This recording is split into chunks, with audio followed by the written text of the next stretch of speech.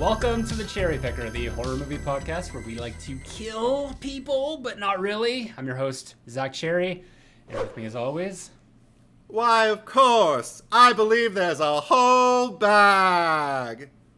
Why, I'm almost sure of it. Eddie of Edward is Truth.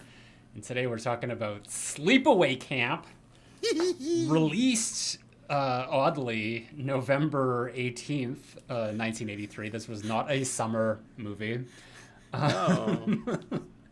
But it's summer right now, so we're talking about it, which I'm excited for. I literally just finished watching this for maybe like the third time. I've seen this many times before. But okay. Before we get into any of that, I just wanted to address something from last week where I had made an announcement that we were looking for a new editor, and I just want to say thank you to everyone who did send a message.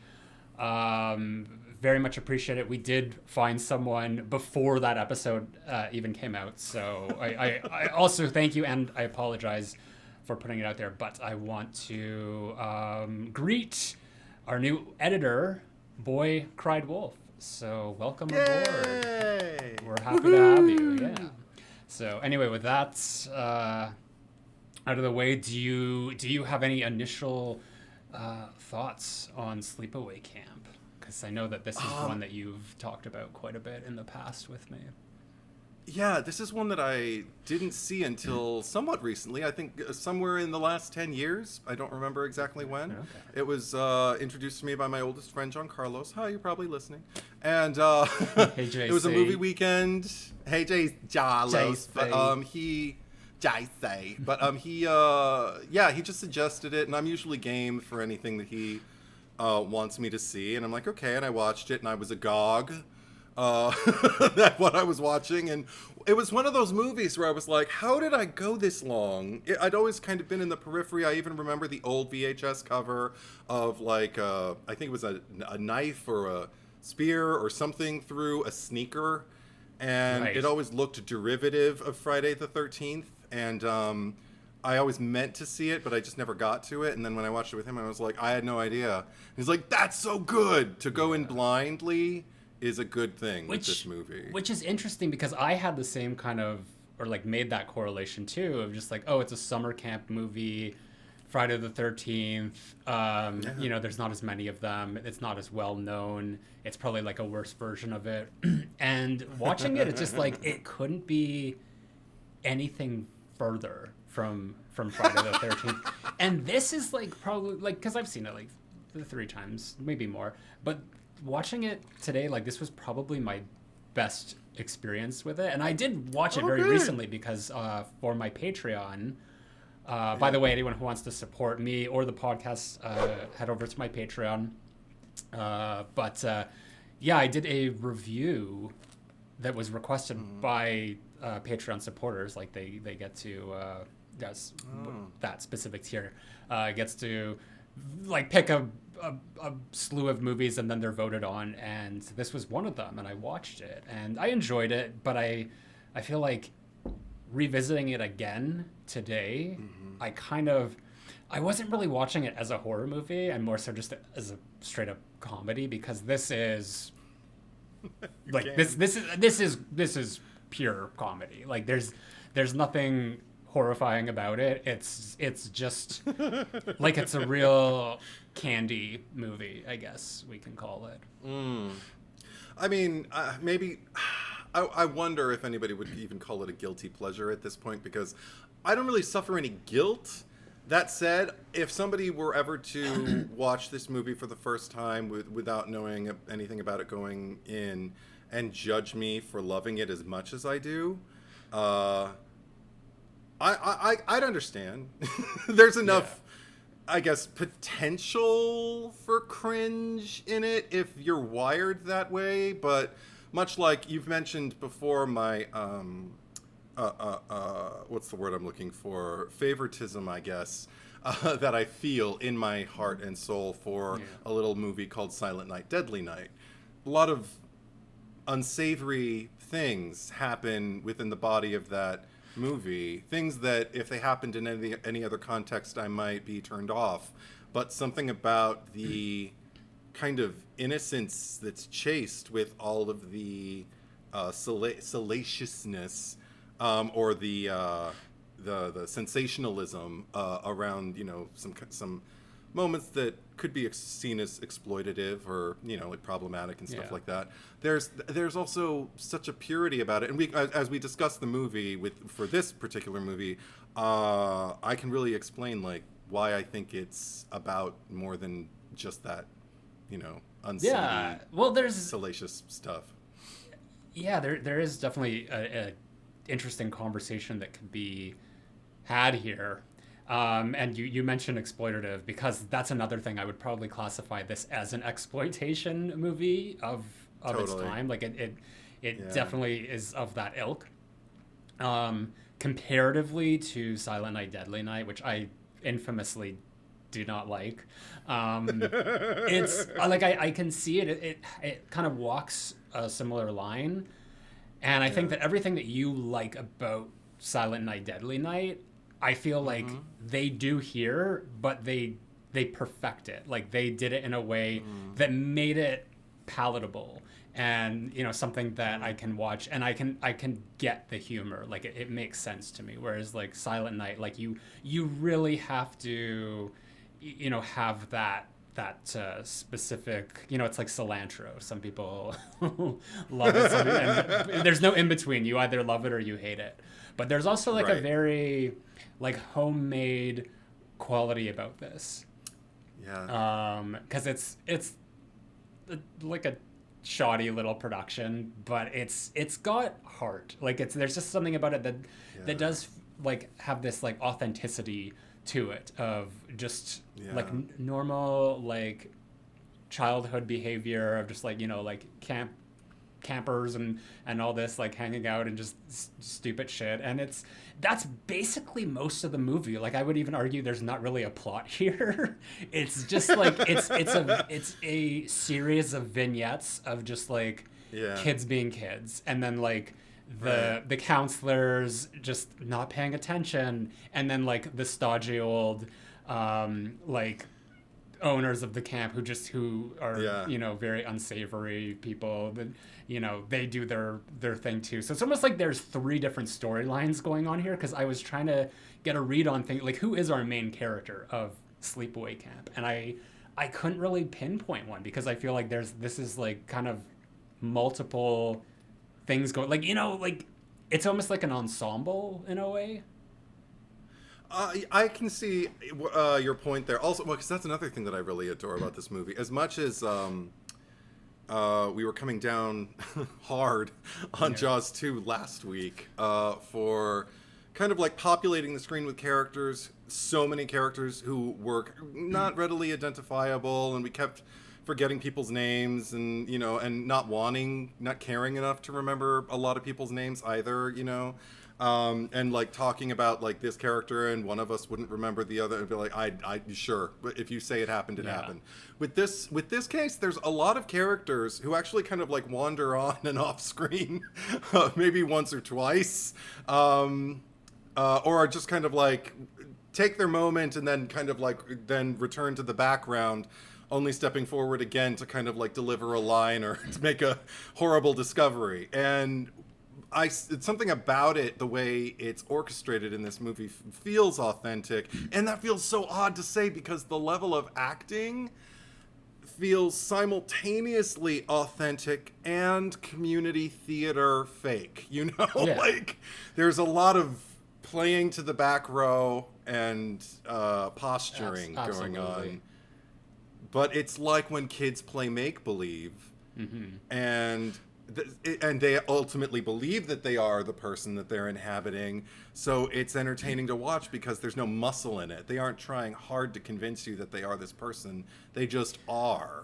And that's fun. I was getting also kind of like Russ Meyer vibes, like not in a pornographic sense. Because like Russ Meyer, for anyone who doesn't know, like he like infamously, like he did, I guess, like what would be considered softcore pornography, like mainstream ish. Like these were things that would be in like drive-in theaters and stuff like that. And he did technically save 20th Century Fox with Beyond the Valley of the Dolls, but he had this style of directing where it did have that very like theatrical, like everything was very melodramatic, but it was very like larger than life, like performances. And he would have his actresses, and like actually everyone, like nobody was allowed to blink.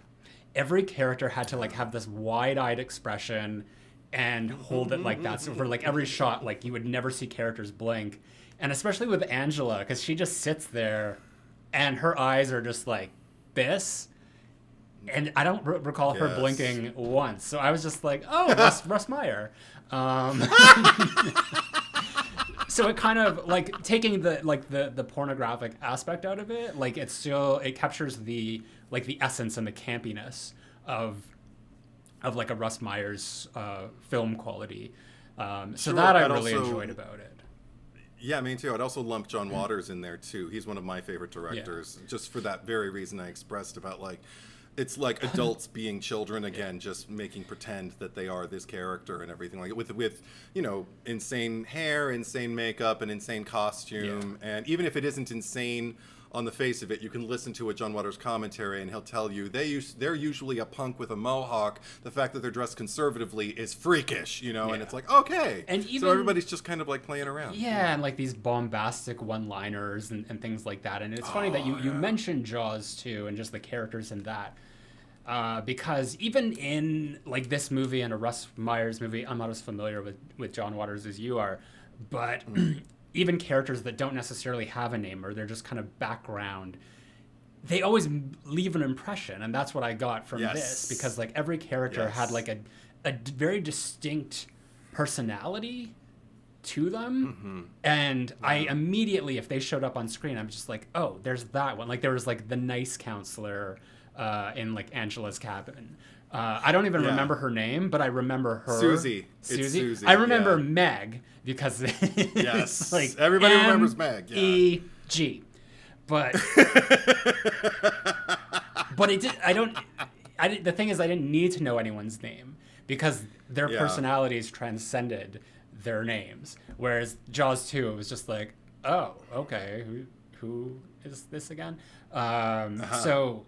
Yeah, like now that you're mentioning that, like huge testament to the quality of the work that was put into this, and the performances and the direction and the writing for everything here. But do you have a premise you want to grace us with? I do. All right. Yeah, I do. I believe we said last pod that I was going to read this premise as a New Englander with a vocal fry, but given the atmosphere of this particular movie, East Coast hardcore Bronx Brooklynese-esque kind of thing seems a little bit more appropriate. Someone who looked like from the wrong side of the tracks of Haddonfield, So I think I'll do that, and maybe I'll be a little aggressive. I'll try not to scream too loud, but all right, here we go. After a horrible boating accident kills her family, shy, sullen Angela moves in with her eccentric Aunt Martha and protective cousin Ricky. One summer, Martha sends the kids to Camp Arawak. Soon after their arrival, bizarre, increasingly violent accidents claim the lives of various campers. Who is the twisted individual behind the murders at this tiny little sleepaway camp? Love it. I mostly get like I think it's like the head counselor, who's again I don't remember his name, but he was giving me like Tony Danza vibes.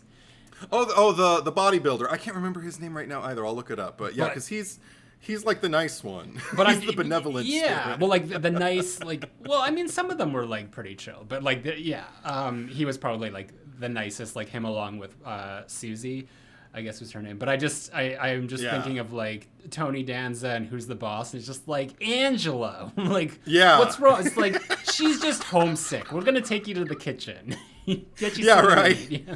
Which is ironic that here we're both kind of agreeing that he's the nice one, yet he's the one who also trots her to the kitchen to the pedophile, who makes no ifs, ands, or buts as to who he is or why he's there this summer as the children are getting off of the bus and making their arrivals. And that everyone, was one of the first signs. everyone, or at least like the kitchen staff. I'm going to assume the whole camp knows, but it's just like everyone is just kind of like, oh, that, what's his name? Oh, his name is Artie. They're like, Yeah, oh, that Artie. Artie's going to Artie. Yeah.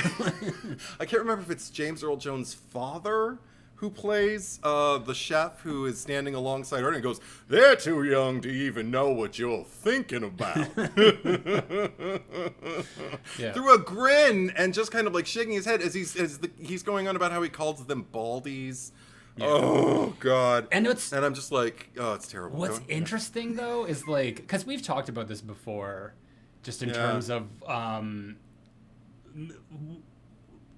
watching movies through the lens of the time that they're made, and not that like that is like ever appropriate behavior, but considering like the temperature of this movie too, of it just being like kind of satirical in a way, and like the time that it came out, like this is kind of what I wanted to get into with you, because like I've read like different essays on this movie of just how it's very problematic.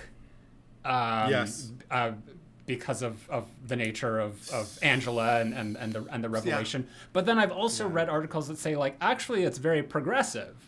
And I kind of like watching through it, I'm trying to like see the different arguments here of like where it lands, and like ultimately I think that just because it is so satirical, like it's not something that I see as problematic, but I also don't like I'm still having a hard time like getting the progressive nature out of it, because like on one hand they are showing like homosexual relationships like very normally for the most part, and just like and kind of expressing that in a way just like, you know, and around children too.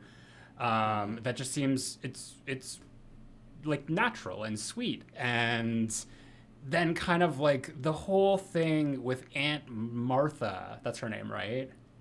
Mm-hmm. Yeah, it's just like, what the fuck is going on with this woman? She's like, I almost want like, I feel like there is a completely separate movie there of just with that character that I feel like we needed,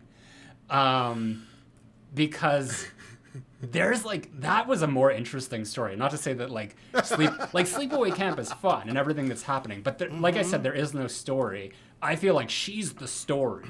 We need to like figure out what's going on there, and I haven't seen the sequel, so I don't know if like she comes back or if there's any sort of acknowledgement of her in the future. We'll touch on that briefly. Okay. Do you want to do it now? Like, I mean, yeah, I would be interested to know. Without giving too much away, Sleepaway Camp 2 and 3, at least. I haven't seen Return to Sleepaway Camp yet, and I want to. But Sleepaway Camp 2 and 3, different actress playing the part of Angela. As far as I can remember, because I've seen both of them, I think about twice. And I don't remember really getting much of any allusion to anything that transpired in the first movie. Angela is largely a very different character. Now she loves camp, and she kills people who aren't there to get the most out of it, who don't enjoy it with the idealism that she does. So it's... yeah, which seems very far removed from this Angela, because Angela is the person who's like there and not enjoying camp. So it's like, exactly. Did they like get their wires crossed? I really think they didn't know how to follow up the film that was made. Yeah.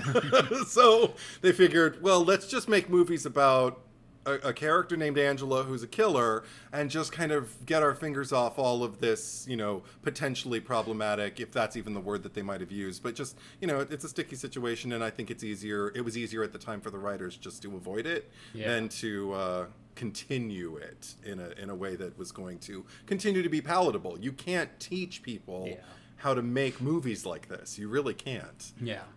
It has to be a labor of love, like it was for this I don't think that anyone was even taught, how to do this. Right. Like it literally just happened.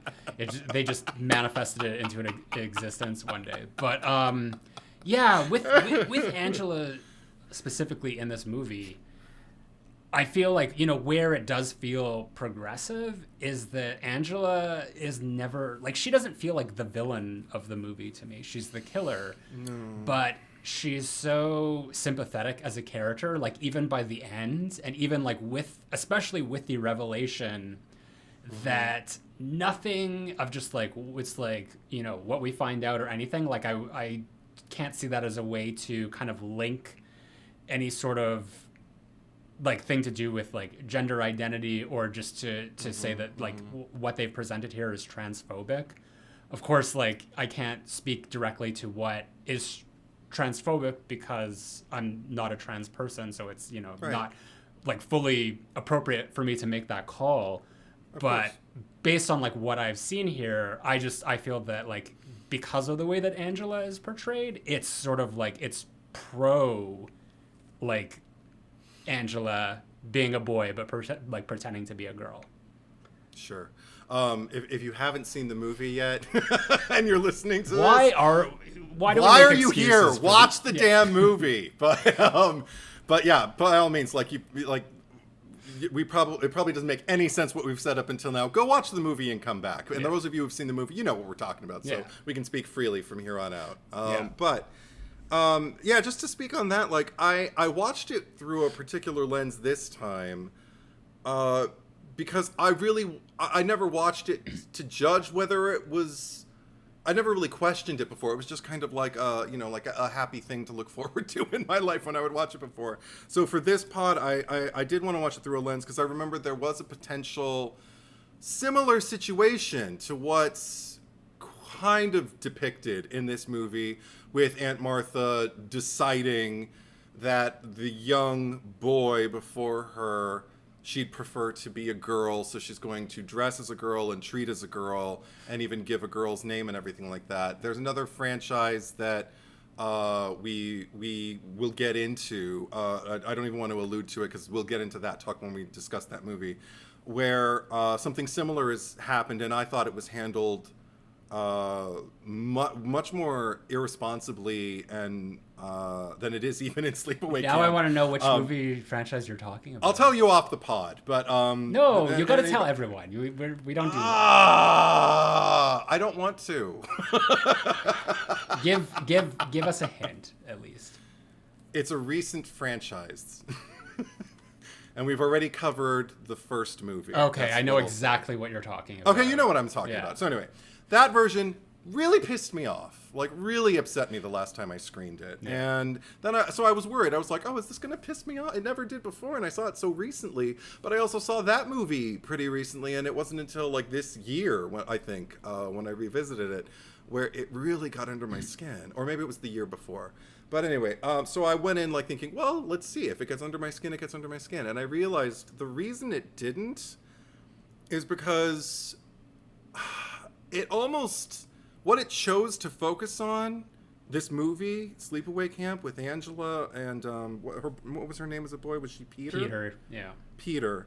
With the whole situation, because it's not, the part of it that doesn't feel exploitative is we don't actually depict Aunt Martha's oppression on this child as the child is going through it. The child has already been through several years of this identity assignment from Aunt Martha and has kind of passively taken it on and has decided, if I'm going to move through social circles, particularly at camp where I'm isolated on my own and nobody really knows me and I don't really know anybody else, I'm just going to kind of get my footing socially. I'm going to remain quiet until I feel the urge to talk. And then when I feel the urge to talk, I get to choose who I'm going to talk to. There's a lot more defining of self going on in Angela's story, the way it's depicted in this movie,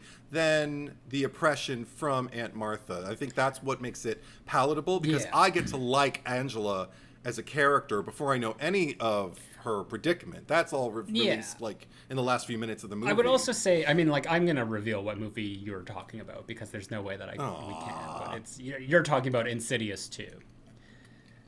I will neither confirm nor deny. Well, I know that that's what you're talking about, and I because we just did the podcast for Insidious 1, and I still haven't seen the new one. I'm going to. I watched 2 and 3. I couldn't find the last keys, so whatever. But yeah, I know which like kind of character arc you're talking about here, and I think that the key difference between that situation in that movie and here with Aunt Martha is that like that was a very like hostile, abusive relationship, like probably even like physically abusive, if I'm not mistaken. Whereas here, like Aunt Martha, like there's nuance, there's definitely mystery to it, but with Aunt Martha, it's a very different kind of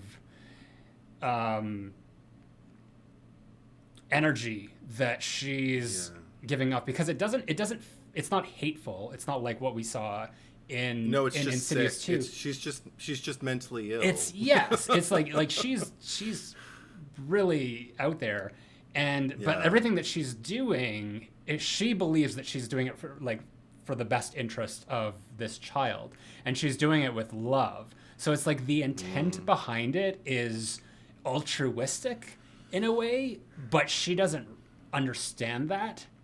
And I think that like, because Aunt Martha, I mean, like, people could argue maybe she is the villain of the movie, right? But in a way, and that's why, like, because we didn't explore her story, we didn't really see her, but everything that we've seen from her, like, we don't know what that oppression looks like. There's definitely like something weird about it, but it's almost like a very like benign oppression. Like, I don't think that she understands that she's oppressing her children, because you have like Ricky just being like, oh mom, like, you know, she's just kind of an annoyance to him, and Angela is just like, you know, she just freezes up. She clearly is not comfortable to talk around her. So I don't know what kind of like abuse has happened, but it's just like, just because we haven't seen it, I feel like it's like conditioning. It's much more about like psychological conditioning rather than like full on slap across the face, this is who you are kind of a thing. And I think just because we didn't get all of the notes, that's why it's harder to make like an informed opinion about it. Well, I mean, and this is, you know me, the king of headcanon, and there's a lot of it for this movie, because so much of the backstory, and also even beyond the backstory, before we even meet Aunt Martha, because I would argue she largely kind of sets the stage. Well, the stage is set prior to her entrance, but once she makes her entrance, you kind of go, okay, anything goes in this movie. Like, obviously, if this level of performance of a character who is on this frequency, as far as like her thought process and her rhythm and her social cues and everything, then, because everything seems to largely be, you know, bravado and about like keeping up appearances and what people will think, and we mustn't show our hand too much, but speak loudly, you know, with a smile on your face. And but I'd argue there's so much to get into, but I'd argue that like her predicament, Aunt Martha, is like a strained,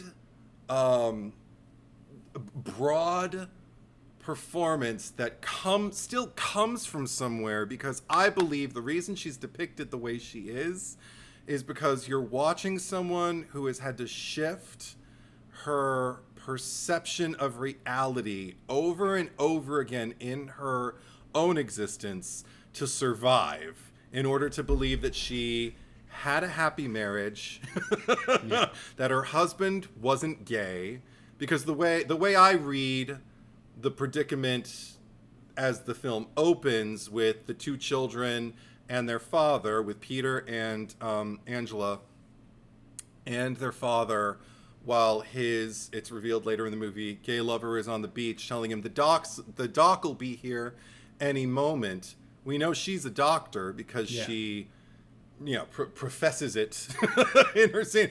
After all, even though I am a doctor, I think she's the one that he's talking about. And I think that her brother is having an affair with her husband. And I think she knows that. And I think the reason that she's at the level she is when we meet her is she's already lived in existence the whole time of Ricky's entire childhood. And prior to that, knowing her husband is gay, then she knew that he was having an affair with her brother. Okay, so you've completely lost me here. So you're saying that so the two men at the beginning, because the one is the father of Peter and I guess the unnamed girl.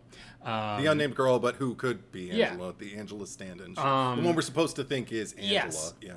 But the other man, the one that's on the beach who survives, you're saying that's the husband or the ex-husband of Martha? Of Aunt Martha and Ricky's father. But how is that possible? Because if this is the aunt, then how is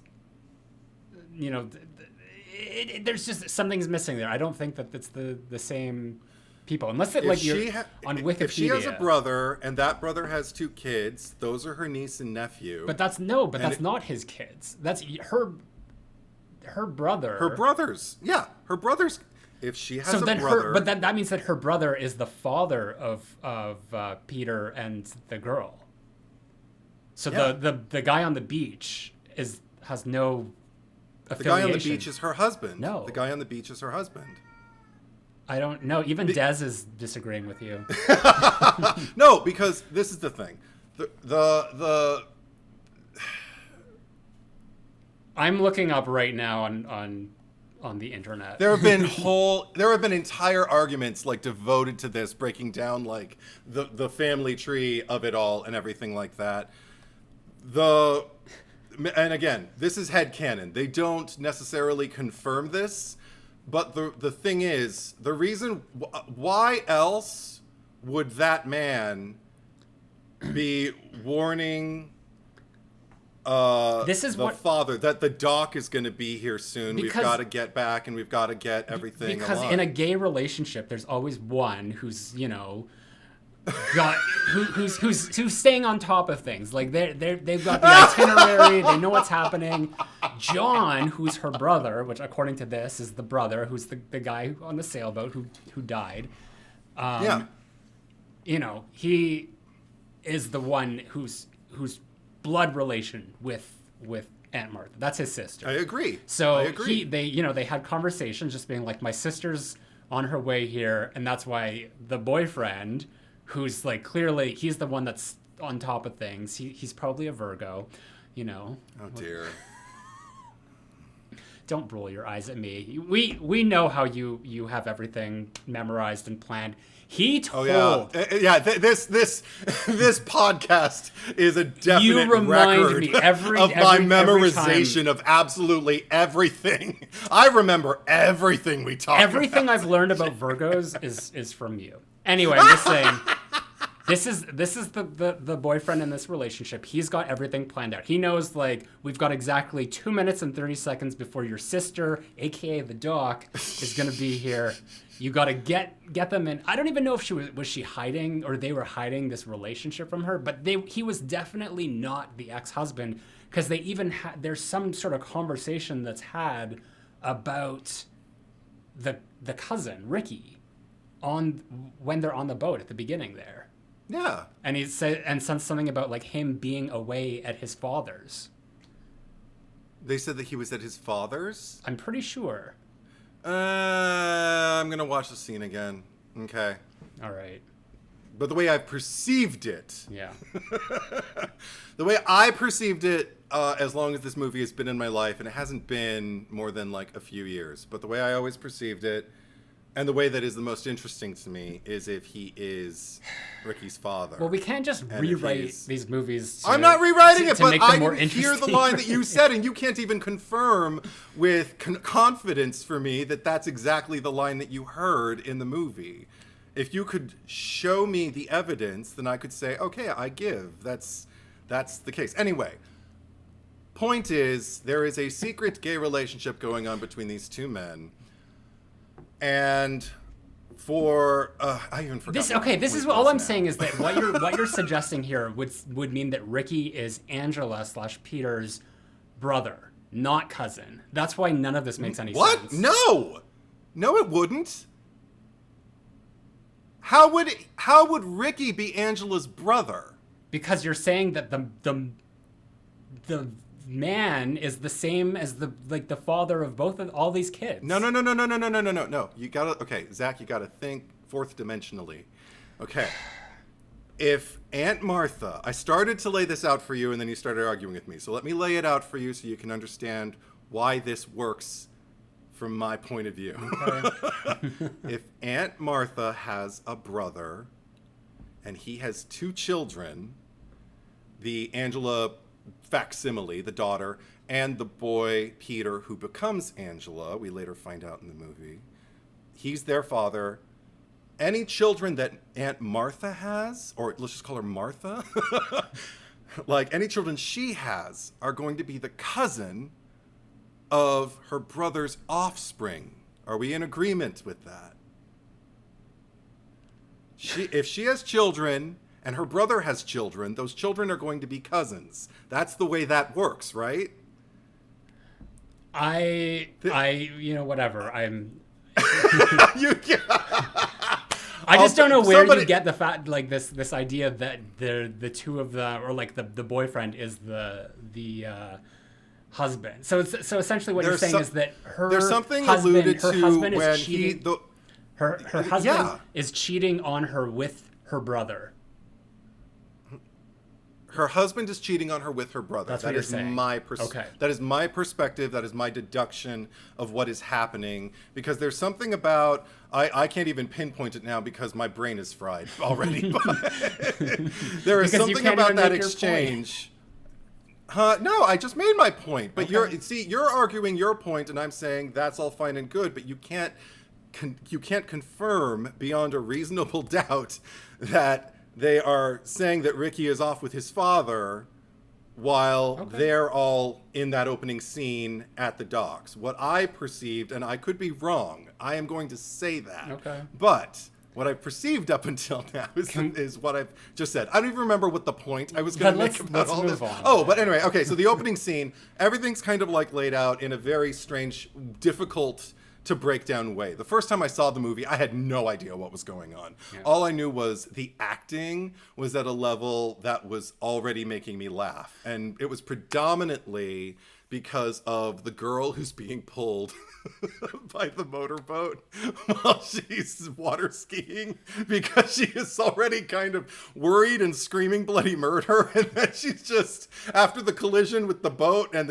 the father happens, she's just there waiting in still water, just going, oh my god. Well, what I love about it is that she's like the only one reacting. Yeah. And everyone else is like, they're just deadpan. They're in shock. And I love the way that it's cut together too, because it's just like everything is so intentionally put. Like there's just like the boyfriend, the father, we'll say, on the shore, and he's just, there's just cuts to him for a second, and he's like, John, and like whispers it, and you just see like the bloody life jacket and the girl screaming while everyone else is like, it's just like she's saying, literally, go help them. For the love of God, somebody help them. And nobody is. But I think I was also, if there's a reach in my explanation of the predicament to set up Aunt Martha, it's because I think I want to believe that this madness of hers came from somewhere, because it seems like a coping mechanism more so than just kind of like mental illness for mental illness's sake. I feel like this is a woman who will grin her way through anything to convince her, and in her eyes, everybody else, that she has a perfectly normal, happy life. And so to her, so does everyone in her family. Well, listen, that's what I agree with you, and to that extent, I feel that you are right in your psychoanalysis of the character. But I've had the opening scene on my screen playing this time that we've been talking about this since you challenged it, and the quote specifically is after he's like, the doc's gonna be here, yada yada yada. Yeah. They're in the water because they've capsized. And they know like Aunt Martha's on the way, and one of the kids says, "Is Ricky coming too?" To which their father, the brother of Angela, says, "No, he's spending the weekend at his father's," which implies that Martha is already divorced from this person. The divorce has already happened, and Ricky is with the father, meaning that the boyfriend is the boyfriend. He's not related to these people in any way. Okay, so that was all headcanon, and I have sorry. no problem admitting that. I'm sorry. Don't apologize. I feel bad because you gave really got... because you gave me evidence. This is the thing. You presented factual evidence instead of just supposing and going half confidence, going, "You're wrong." I would prefer to be proven wrong with actual facts. That's a very Virgo thing. If you tell me you're wrong and here's why, I will say, "Okay, cool, awesome." I guess no hard feelings. It's just a Scorpio thing that I just know that I'm right always, even when I'm not. But yeah, you. What's his name from Halloween Kills was wearing a skirt the whole movie. Hey, hey, people! All signs are awful. Also, no, it's funny because I was thinking about like a little off topic here, just between you and I. Everybody else, put your hands over your ears. No, but because I was thinking about how much we like discuss like our zodiac signs and how much they inform. Because I am very much a textbook Virgo, but I was literally just kind of like crossing a street earlier this week, and I was just kind of like, I attribute a lot to my sign because that's true, but you know what? I attribute a lot to my parents as well. I am very much a conglomerate of my mother and my father and their traits. I learn that more and more as time goes on, so I'm just like, it's just one more thing, you know? Well, I mean, just one more thing to characterize me. Yeah, well, our parents' characteristics definitely do inform who we become, because like, I mean, like the cliche of just like you always become your mother, you always become your father, you find yourself doing little annoying idiosyncrasies that they did, and just like, holy shit, here I am. And I think that that's not always the case because there's probably a lot of people, like we're getting really deep here, but I feel like it still relates to the movie, so I'll talk about it. It's just that, there's some people that realize that they don't get along with their parents, they don't have any connection to them, and they end up divorcing themselves from them when they're able to, and don't have a relationship with them later on in their life. So I think that in Angela's case with Aunt Martha, there's clearly, even if Aunt Martha is a very disturbed person, there's an energy to her that Angela responds to and feels, some sort of connection to. Because there's this one scene and it's a flashback, like more so in the middle of the movie, and I forget which moment it comes to, but that's when we see that like the two men were in a relationship and they're making out on the bed, and the two kids are like watching them and giggling, and then it shows them on the bed and they're sitting across from each other, and Peter is pointing at his sister as it like does that crazy 360 degree around the bed, and it's almost like he's already identifying as her, and it's just like that's kind of the beauty of this, is just like you can interpret that scene in so many different ways, that it's almost like when Peter came to live with Aunt Martha, as much as like her dialogue at the end suggests that it was like her design. She's just like, I always wanted a girl, so you're going to be a girl now. But there was like, it seemed like what was built up was that there was some sort of signal or just something that like allowed Martha to go in there and just see Angela and just know, or Peter at that time, and just know that like, okay, this is, something is not working for you here, there's a way. It's almost like we can both get something out of this, and that was kind of like something that they had together. That it was like, I always wanted a girl, and you seem to want to transition. So in a way, you could look at this in many ways, and I think that possibly Martha was like aware of Peter's identity crisis, if there was one at that point in his life, and just realized, okay, well, I see who you are, and I'm going to do this, and it benefits me too because I always wanted a girl, so we're gonna do this. See, that's very kind to Aunt Martha. My perspective was always much more of kind of like, how fortunate is it that Aunt Martha took this turn down this road with this child who seemed, after a particular amount of time, because we also don't know how much social time Angela has clocked with other kids up until now. Has she been homeschooled? Has she been, like, what's been her life up until now?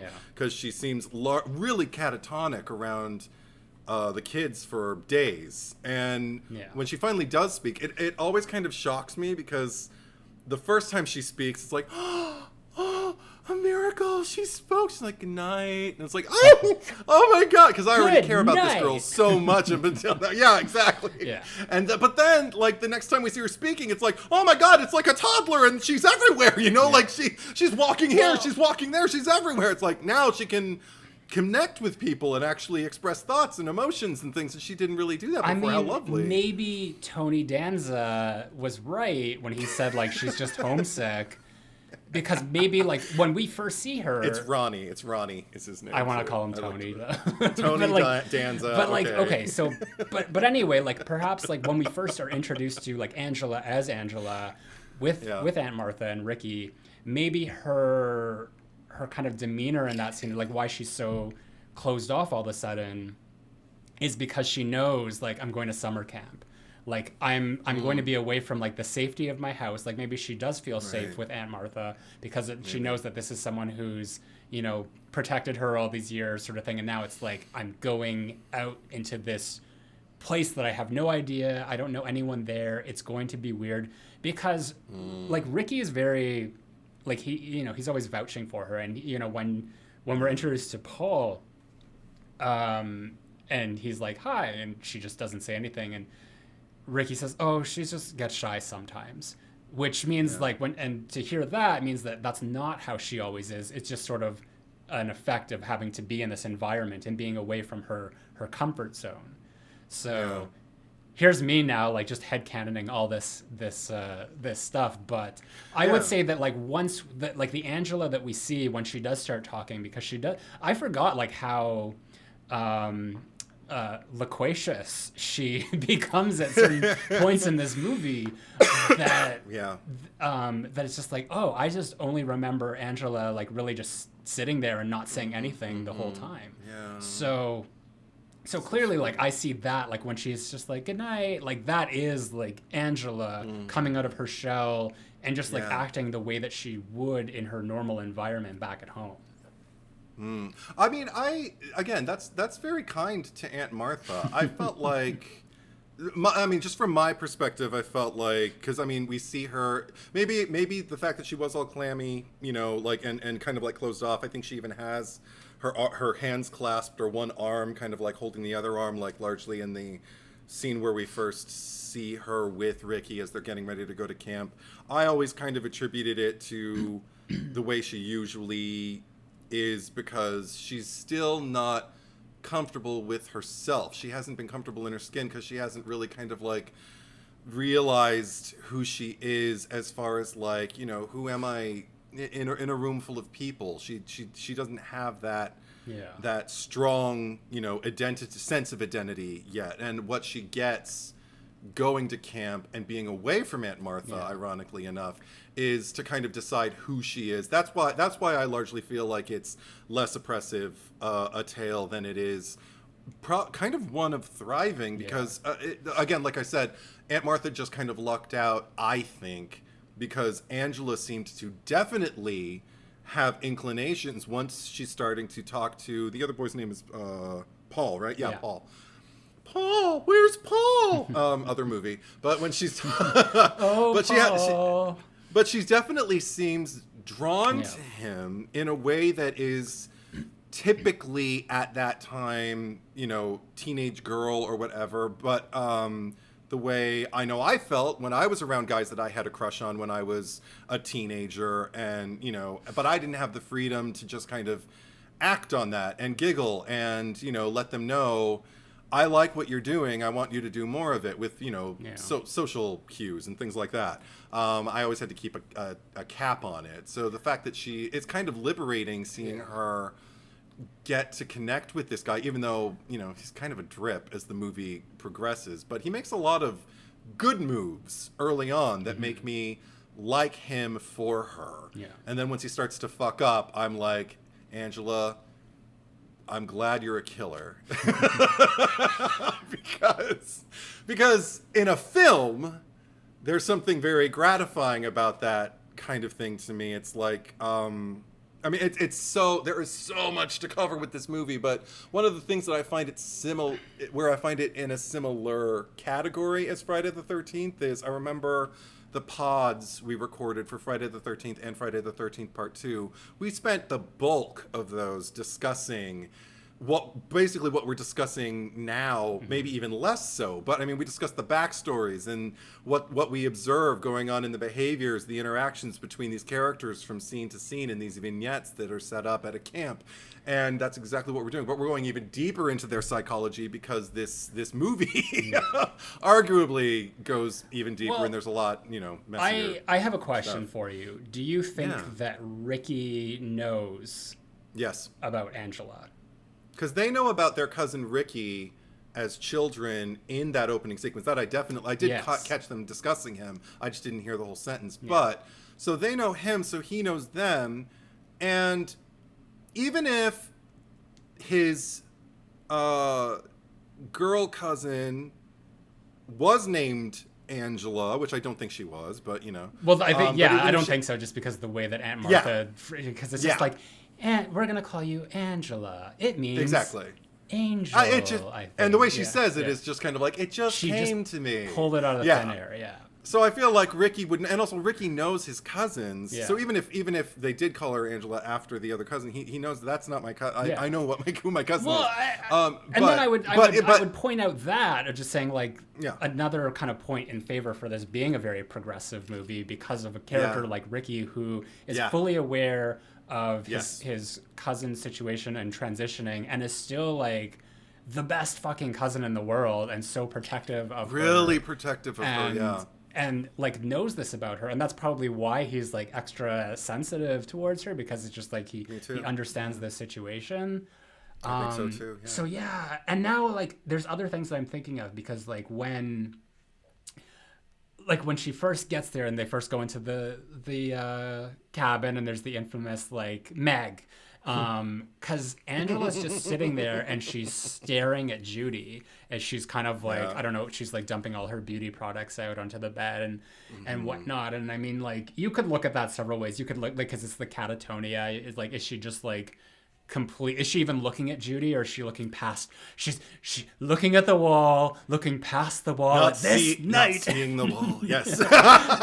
Or is it you could look at it like if Angela is still like very much Peter and being like, I'm not supposed to be in this body sort of thing, or I guess just like not supposed to be of this like identity right now, and like looking at Judy as if like, oh, I'm attracted to Judy.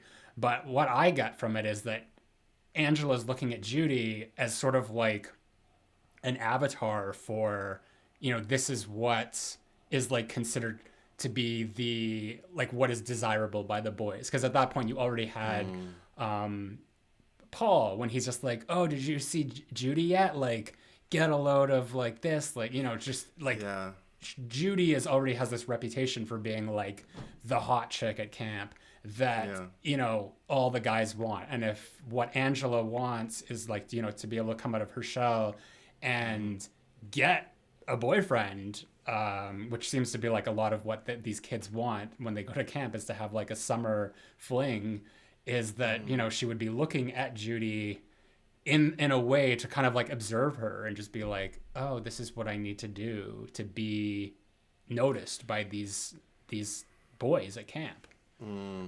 I mean, that's a real interesting perspective, and I agree with you. But what I perceived specifically for me was also just kind of like Judy for me was emblematic for Angela of kind of like all things feminine, like everything that manifested for Judy seemed to relate to her perceived femininity, even though there was a very how can we put this? A very traditionally unfeminine aggression to her. I would say there's almost like the boys in this movie are like they kind of like they have a femininity to them, because like you have all of them like they're wearing these like short shorts that are like pulled up high, the crop tops that like you know come up there too, and like not that like Meg doesn't like embody like femininity in the way that she looks, but she definitely has this like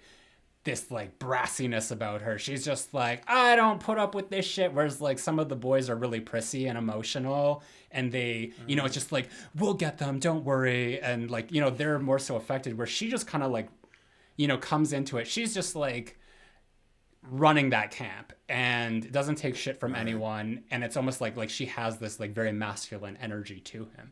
So I just like, it's interesting looking at that, just like all of the gender roles in this movie and how they portray male and female characters in that way, because it's not traditional with, you know, how you would see it, but it's still, there is still an authenticity to it. Absolutely. And there is, again, like for performances that maybe a first-time viewer might perceive, and I think I certainly did, as largely kind of almost plastic and almost caricature-ish. I think every single one of them stands for some kind of prototype in our minds that we set up for like a perceived, I mean, each character can easily be identified by, like, let's say an adjective and a noun. Like you're the lusty bitch. You're the I mean, you could put lusty in front of almost every character's noun, but because everybody's lusty at one point or another.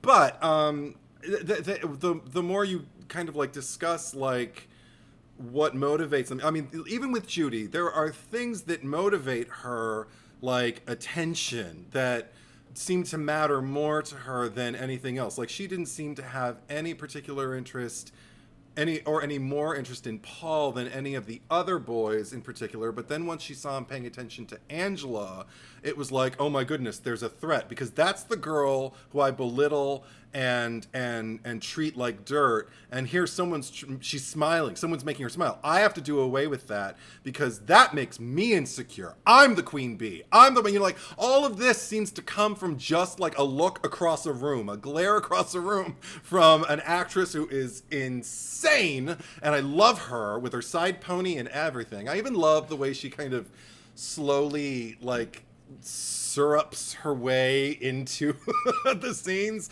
She almost seems to kind of like roll onto this, like almost like she's strolling from off stage into the camera's eye line on stage, the way you do in plays and stuff like that. And then when she exits, it's like, I can't hear you anymore, I'm off stage. This movie totally could be a play. Yeah. It could be a musical. Yeah. Oh, I would see this musical. I mean, with a lot of complaints, but I would see it. I'd buy a ticket just to see, are you going to do the movie, or are you going to like enhance? Like, what are you going to do? I just want to see what someone would do with this as a musical. Yeah. But oh God, there's so much. But and one thing that I really, really love about Ricky, just to kind of like agree with what you were, the point you were making minutes earlier, is, I love his protective nature of her. I love believing that he, of course, knows her story and knows that she's probably experienced some comfort in this new skin and just needs to get used to it by being around kind people. And if you're not kind to her, it sets off, because he's kind of got a short fuse himself. Like, it's really easy to set off most of the boys in this movie, or men even. I mean, like from the one who's in complete power with Mel. Jesus Christ, the way he unleashes on Ricky at the end of the movie. Oh, and it's just like, and when they find him later, and he's just like all bloodied on his face, it's just like he really went to town on him, just slapping him around. Yeah. I mean, there are even people. I've heard subsets of people who believe that Angela didn't kill all of the people in this movie. I don't personally agree with it, but there are people who make cases for Ricky and Angela being the killers of the camp.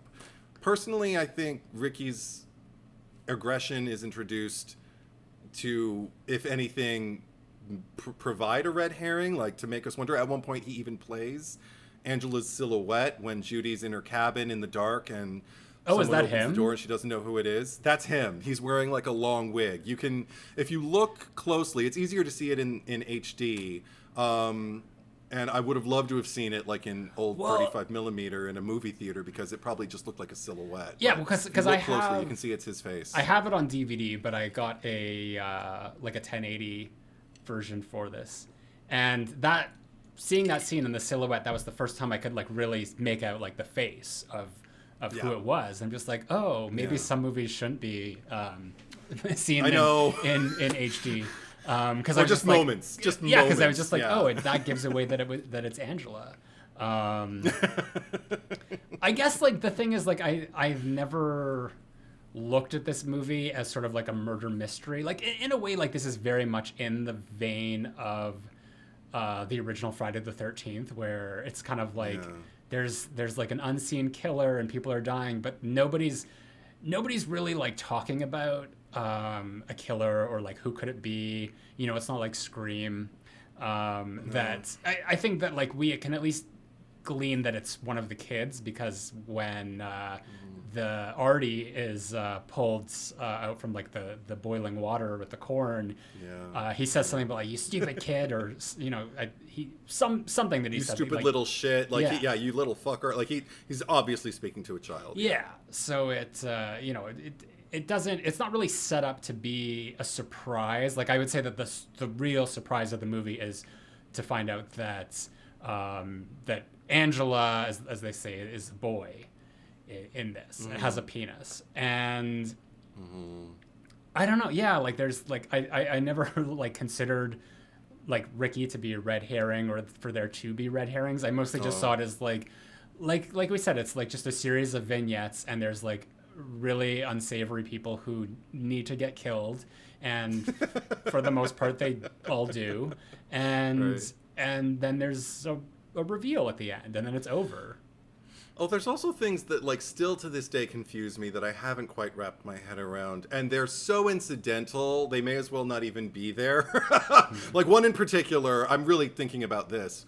The campers, the really young campers who were taken away by like one or two counselors off like to sleep under the stars in sleeping bags for whatever reason, and then the counselor returns to find, I kind of like lose interest in their, I don't really watch that sequence. Every time we go back to what I call, you know, plot line A, that's when I zero in, like with the Judy thing and with the where's Angela and, you know, all that stuff. But then when we get back, I just remember a counselor comes back, sees the sleeping bags where the children were, like, you know, throws up cream of corn. Yeah. and now there's like, I can barely make it out even in the HD, but there's like sleeping bags with things, I guess, dead bodies. I don't know, but he's just like, and the counselor's just looking at them like, and he runs back and says that the campers were killed. And I'm like, well, how far away were they from the camp?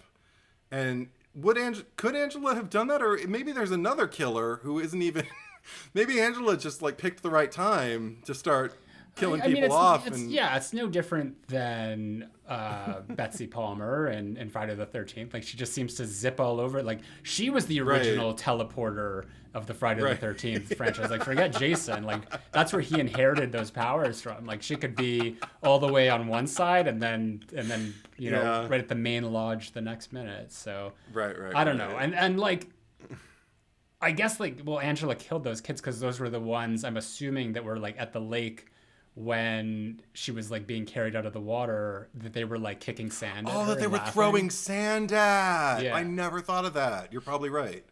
Okay, Yeah, because there's no other reason for her to just like kill innocents. Right. That's why I if there were a close up of any of those kids while they were throwing sand on those them, were the Jaws 2 distance. kids. Exactly. What was if this, they could have little done a Mike? close up of one or two of them, and like one that has glasses, one that has pigtails, and then we see them in their sleeping bags, and we see the one with glasses, and then we see the one with the pigtails or whatever, then I would have been like, oh, those are that's where the movie could have helped me. Okay, finally, a criticism for the movie. But yeah, that should have been spelled out more clearly. But good for you. Thank you, Zach Cherry. Yeah, that helps. Also, like, just about Ricky, because he's kind of like a badass. Like, he's walking around there like he's like, he can like handle himself in like any situation. Like, he's basically he's yelling at the adults, just being like, what the fuck, sort of thing, and like getting away with it too for the most part. Like, he's almost like the equivalent of Judy in a way, because it's just like he's just as like loud and brassy and just like kind of like he just like stands up for himself and you know, things. And the cousin Angela as well. So I don't know, that's why like all of those, every character like made an impression just based on like little kind of idiosyncrasies and nuances and shit, that it's like, even if I don't remember, I remember their names because they're important, but like everyone still, I would just know them to see them.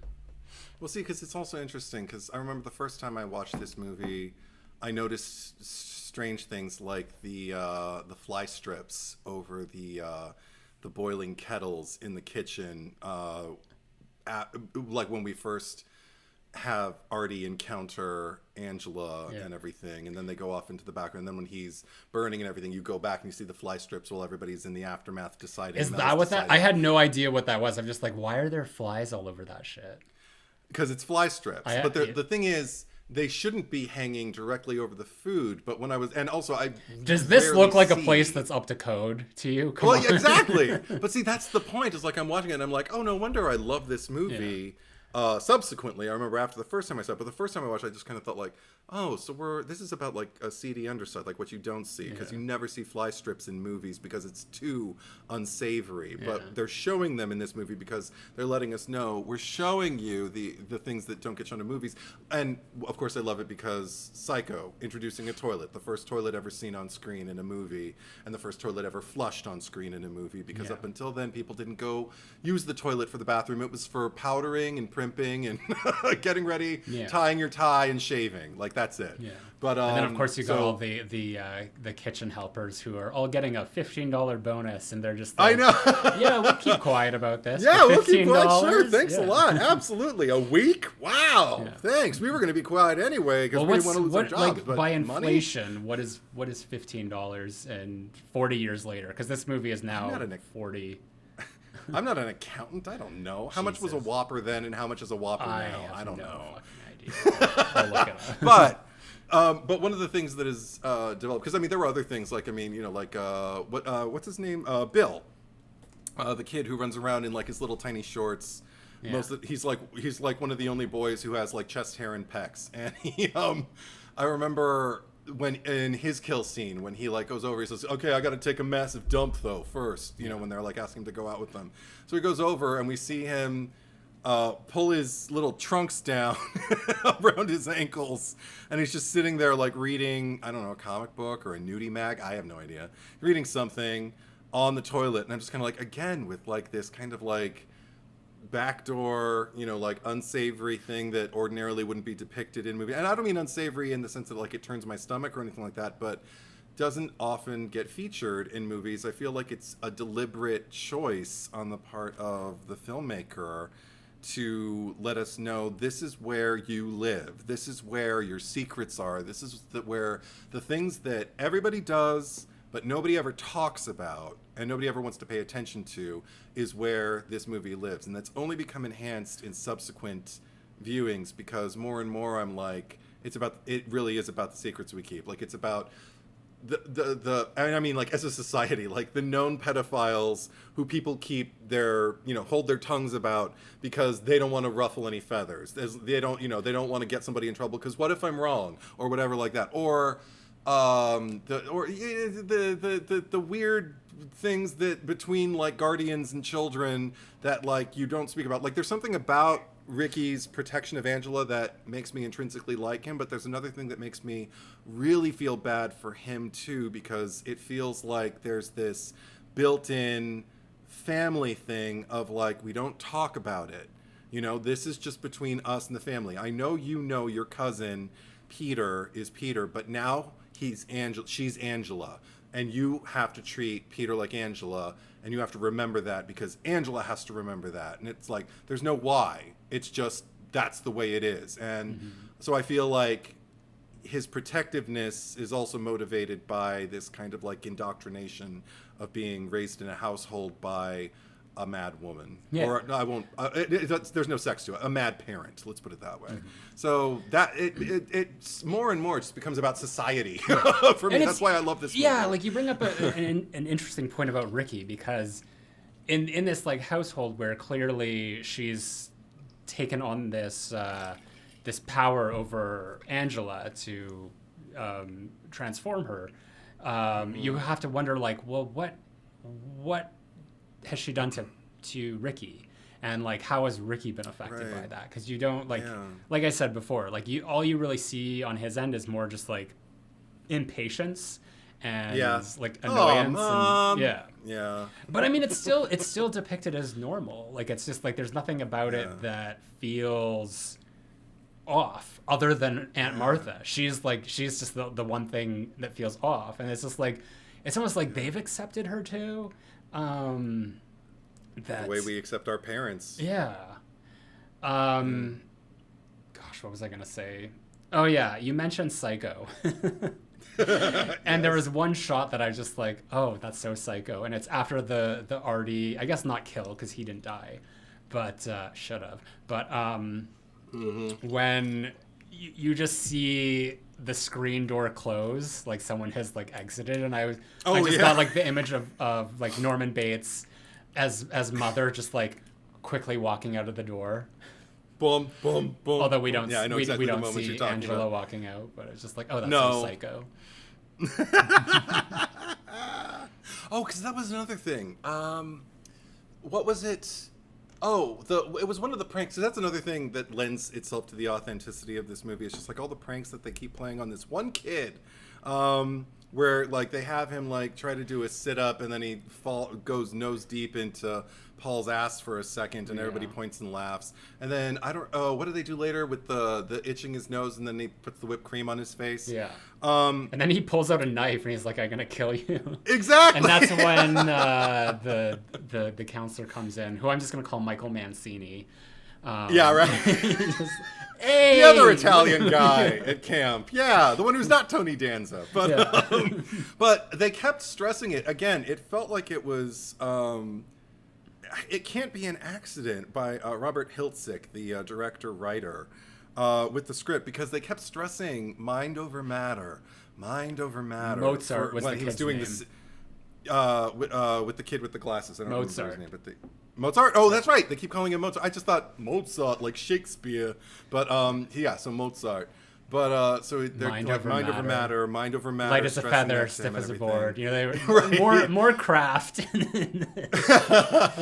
But the fact that it was mind over matter, again, it was like about come on, hypnotize yourself into believing that things are a particular way and you can manifest them that way. And I was like, that is a microcosm of what everybody in this movie is trying to do to like Mel is trying to do it with the hush hush hush of all the murders at the camp. And even later on we'll find out, like, with his own, well, I not really, he's not trying to sweep his romance with Meg under the rug so much. He's just not being forthcoming about it, but he's definitely looking for her and has no problem asking the other young counselors where she is in a way that might arouse suspicion. But even those counselors, because I think he talks to Susie, who's we've already designated. Yeah, it's just like, one have of you the seen, quote unquote. Have you seen Meg? Have you seen Meg? Yeah. And she tells him and whatever. And she's designated as, for you and I, one of the quote-unquote good counselors. But even the way she receives, like, that information, it seems like they know exactly what's going on. But they just kind of shrug it off and just go, well, what can we do? And I think, again, And I feel like the campers are also, like, they know what's going on too. Because there's this really weird relationship that Mel has with the campers. I mean, first of all, I will point out that Meg pursues Mel in that instance. Like, she's the one, it's like her night off. She goes to him and she's like, so, I mean, she probably has an angle. We never really learn what it is. But it's not like he's like awful. But, like, I guess in this one circumstance, he did, like, you know, respect some sort of boundary and waited for her to approach him.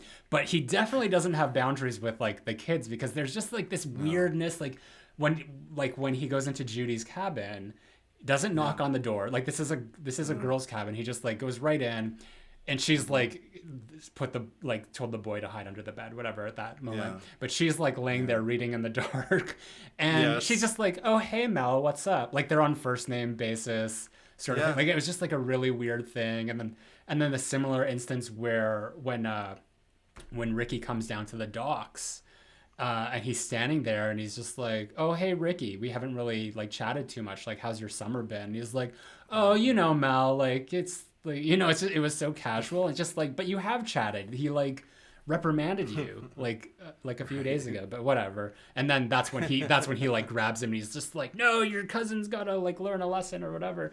But it's just like, God. He has a very weird relationship with everyone. And I feel like the relationship with Meg is probably the most consensual of, like, any of them, oddly enough.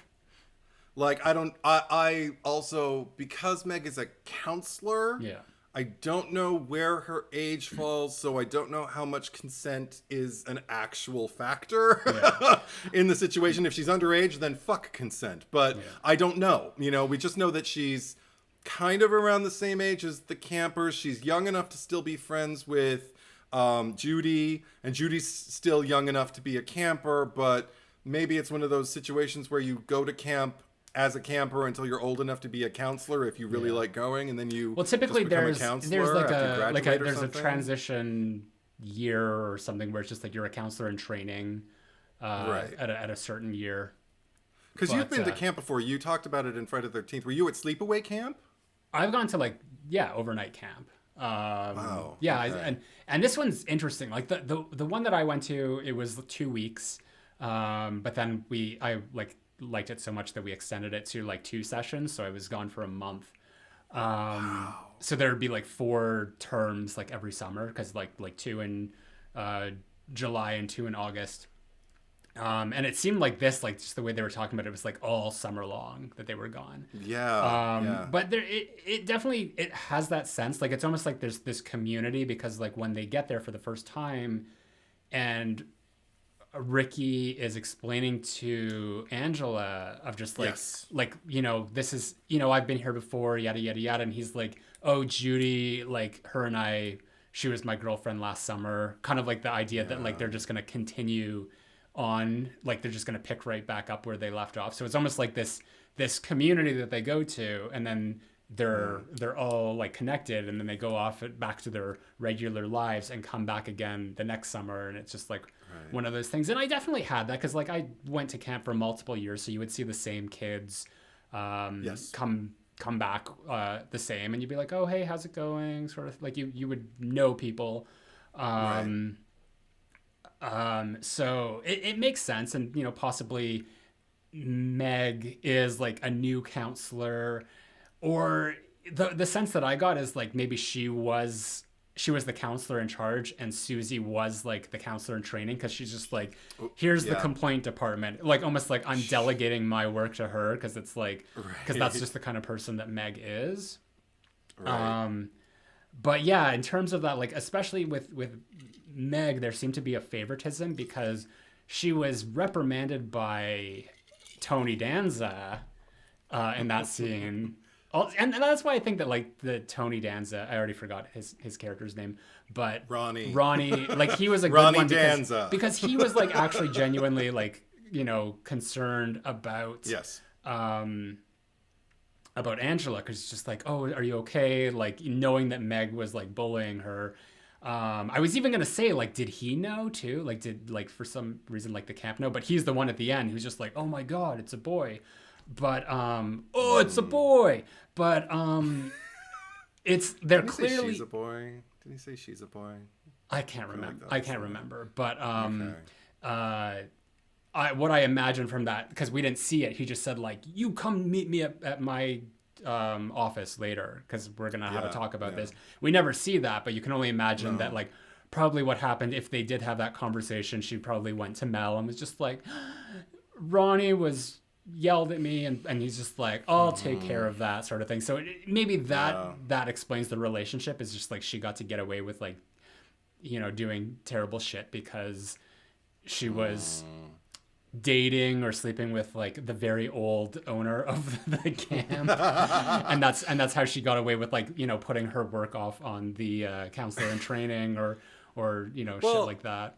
There's something in Mel's, and I'm not defending the man, but there's something in the way he receives the news that she has when she does, you know, proactively pursue him and everything on the climactic night of the movie. Yeah. And there's kind of almost like a pleasant surprise in his in his demeanor that makes me feel like maybe she had flirted with him up until now. There's a physical freedom between the two of them, because in the first mess hall scene where they're all like, you know, the cafeteria facsimile having lunch or whatever, I think they show her entering and he's sitting down and she kind of like goes over to him to his table, and maybe I don't remember if she puts her arm around him or he puts his arm around her waist or something while he's sitting, but there's like a physical freedom that tells me, okay, they know each other, they like each other, but maybe they haven't quite crossed that boundary yet. Maybe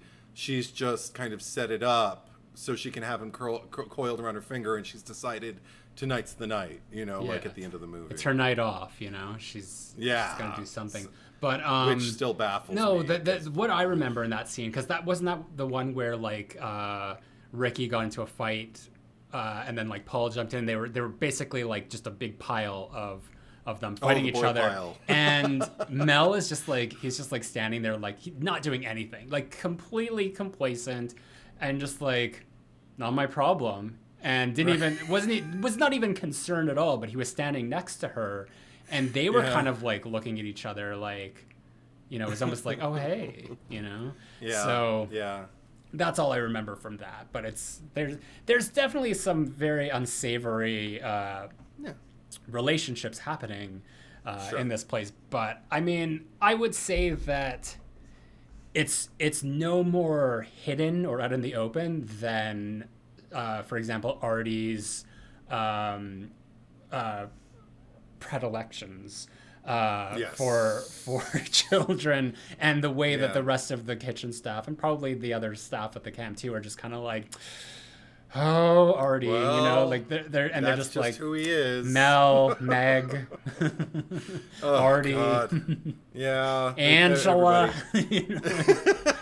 So you have like Tony Danza, just like Angela, Mel, Artie.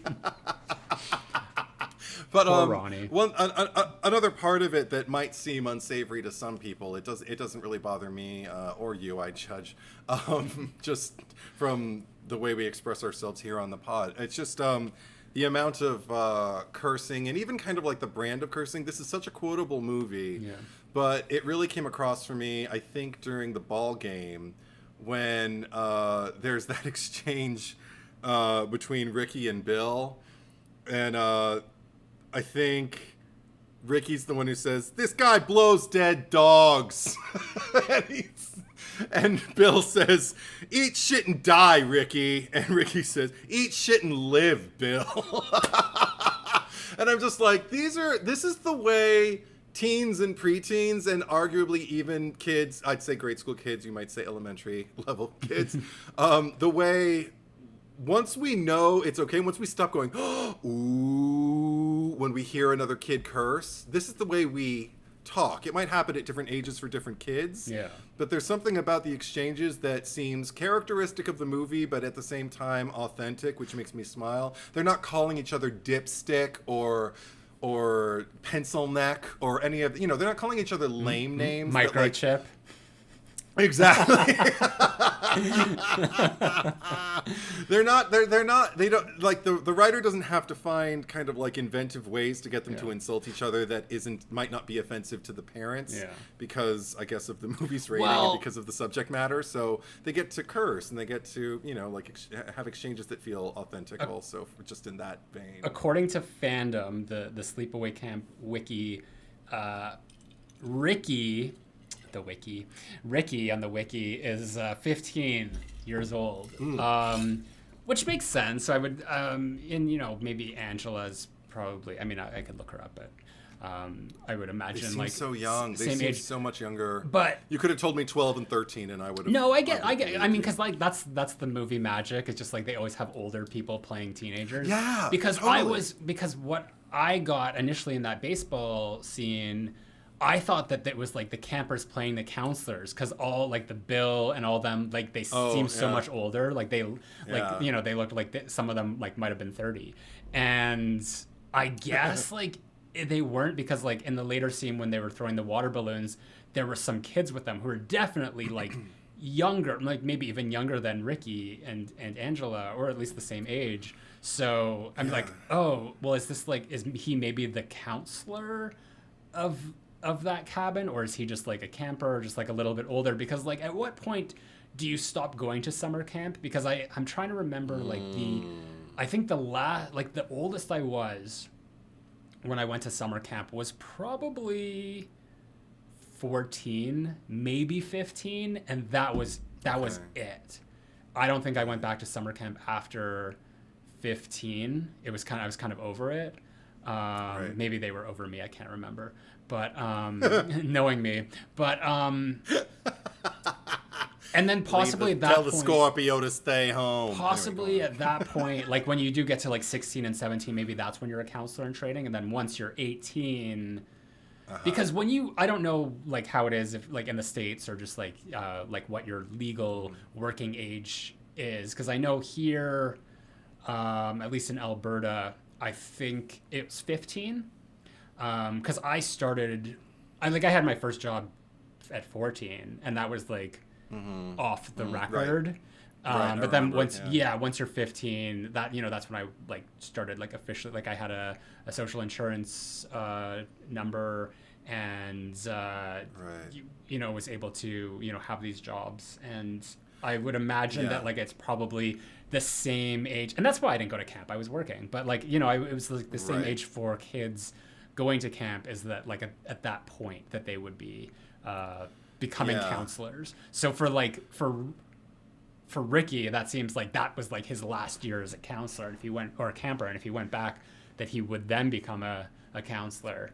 So, or at least a counselor in training. Yeah, right. Exactly. I in my day, I know the work permit age was where the age that they were made available was 15. I don't know if that's still the case now, but it doesn't apply because Sleepaway Camp. So obviously, if it was there are no 15 rules. when I was a kid, it would have been at least 15 in 1982, 83.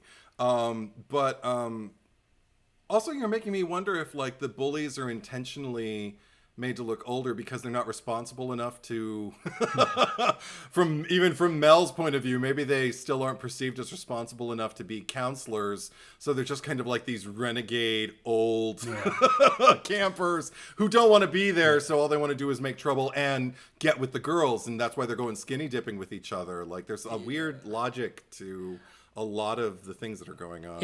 And what's interesting is like all the people that are killed, except for arguably like those 4 kids who we don't see because it's so dark, and maybe that's why it's so dark, is like everyone does seem older, so it might have been like an intentional thing because maybe the censors would have been uneasy about them killing younger kids, so they made all of the victims look older by casting older people to play them. Right. The one who I'm thinking about in the canoe, I don't remember his name. Kenny. I just remember Kenny. I just remember, hey, Bobba-ree-bop. Hey, Bobba-ree-bop. The most, like, non-euphonious, like, melodies coming out of these kids' mouths when they have to sing. Same thing with Meg when she's in the shower, and it sounds like she's doing a marching band kind of thing, where she's just kind of like, well, I don't even, it just sounds like she, like, they didn't have the talents of John Carpenter and Nancy Kai's, aka Loomis, to come up with like a song, or even I guess Jamie Lee Curtis and her I wish I had you all alone, just the two of us. That sounds like a real song to me. But and it's not. But hey, Bobba-ree-bop. Well, because you can't, there's obviously music licensing rights. You can't sing a real song, and so they're just like, just do whatever. And it's like Tony Danza was probably like, do whatever. I don't care. Angela. What songs do you know? And she's like, and the actress playing Meg is like, all I know is the works of John Philip Sousa. Like, do that! And that's why it sounds like there's a marching band in her shower. But whatever. It just it all lends itself to the charm of the movie for me. But when Kenny gets killed, I'm always impressed kind of by, and maybe it's just the snake as the perfect finish, but I'm always impressed by the practical effect of his corpse with the snake just kind of like crawling around in his face. Maybe it's this is a year after, well, not quite, well, yeah, I guess it's a full year and then some after Season of the Witch. So maybe they got it from the snake coming out of little Buddy Kupfer in that movie. It's also like kind of like, it's not quite Tom Savini, but I'd say it's arguably more effective than, say, like, there's something reminiscent of like the faces in, say, Friday the 13th Part 3 or even Part 5, just the kind of, kind of sex doll expression on the face. But also, I don't know, it works. It makes me cringe. It looks gross. I love the cop. And there might have been like another one, or like a medical examiner. So there was someone the first time when it was Artie, but they're just saying like, we'll have no way of knowing until we do this. But it's just like the most unhelpful like people ever, because the cop was just like, I don't know. We gotta like, I'll let you know when I know, but I don't know anything. And I think maybe it was like watching it in HD, but for the first time I just saw how like fake his mustache looked. Like it was like such a prop. Well, it was real in one scene, and then in the final scene, it may as well have been like you pull out a tape, pull like a stretch of electrical tape and cut it into 2 little 2-inch things and just stick it on his face, and it's in close up. I think it's in the nighttime scene at the end. The last time we see him, it looks very fake. Yeah. But again, just adds to the charm and the homemade feel of the movie. Yeah. I also adore just, again, headcanoning after Artie has the corn boiling broth all over him and everything, and he's laying there, it's just going continuously, and he's still screaming as they're like pulling him away on a gurney. Just imagining that hours have gone by with him just laying there screaming, never abating, never any kind of levels, just hours of even as they're like bandaging him up or covering him up, whatever they do. Like, we're gonna keep this from the kids, nobody can know about it. Well, they probably all like heard it at that point. After a while, it's just white noise. They just figured, like, someone was screaming repeatedly. Was someone watching a movie and just rewinding and rewinding and rewinding? I don't think that anyone in that camp cares about anything. Like, it's... No! they could hear someone screaming bloody murder and it would just be like, whatever, you know? I mean, so many deaths, and none of the kids are ever shown panicking. Although, okay, this was one of the things that kind of threw me off, that I was starting to think, maybe this is why people think Ricky at least did some of the killing, because, or Angela is just like, by this point in the movie, queen actress, because she's standing alone. It looks like just kind of like outside the side of a cabin, you know, like not quite out in the front. It looks like she's between the brambles and and a cabin wall. And she's looking around and she's looking around, and there's like a POV from the bushes. And then all of a sudden Paul jumps out and scares her, and she's like, "I thought you were the killer." And I'm like, she's really good. Like, she's the killer. And unless she goes into some kind of fugue state, which obviously in the end of the movie she has, but I don't believe that's necessarily the same state she's gone in every time she's killed them. Maybe it is. I don't know. But she's so convincing as a potential victim and believing that the killer is out there. It makes me wonder, has he done a killing that she knows about that makes her, but she doesn't know he did it, so she's scared someone might get, I don't know. It put the whole thing into question for me. And it made me wonder, like, okay, does she only commit the last kill, and does she even do that? And then the way it's set up in the climax, I'm just kind of like, well, clearly it's her. And if she's capable of doing that, and I do believe she's the one who kills Judy. Even if it's Ricky in a wig. Even if it's Ricky in a wig, I mean, that's not the film's fault. Yeah. It would be interesting if that was the story. It was just like both of them killing together. But it doesn't make sense. So no, you know, whatever. There will be no who killed who in Sleepaway Camp. No. Yeah, no, that part was funny, and that was one scene that kind of felt out of place for me, because that's when she was really getting talkative, and it was just like, who are you now? Like, you're just, you know, socializing with everyone. But I think at that point, like, she was setting the stage to kill him, because he was like the final one, you know, like, I guess his if she was Mrs. Voorhees, Paul was her Alice, and it's just like, it'll be much easier for you than it was for the other. Or now I'm just imagining Mrs. Voorhees like going out to the lake with Alice. Alice is just like, Paul's out there, and she's just like, she's just unbuttoning her turtleneck, just saying, "I want to go swimming."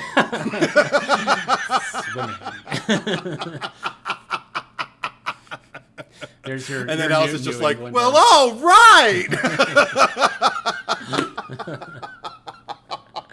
There should be like tonal crossovers where we get to see the heroes get swapped in each movie and the heavies get swapped. That would be great. But I do have to say, like, the ending now just makes me sad, because I know that the gentleman who wore the mask for the reveal, as it is, was made no qualms to anybody about how much he was committed to doing it, but how uncomfortable he was with it, and how ashamed he kind of was of having to do it. And apparently the legend goes that he got very, very drunk prior to the filming of that scene, and then just put the mask on, went out there and did it, and then just kind of like disappeared after he knew they had what they needed and everything like that. That's the saddest thing about that reveal for me, is that someone had to suffer for all the reasons, you know, for participating in this movie. It's like, everybody should I didn't realize that was a mask, which makes sense, because it's like, here's his face that's like not moving at all, like it's very uncomfortable looking, like it just like very strange. But I guess that would make sense, because like, how old, like, she would have been a minor, you know, even if it was like prosthetics, like they could not get her naked and apply that. Yeah, I mean, if I like had a problem with the ending, it's just sort of like, not even that it's a problem. It's just like, that's it, Because again, it's just like, I need more. I feel like everything that we've discussed here is kind of like, this is our filling in the blanks of it. But there is no story to this movie. It's basically just what you see is what you get.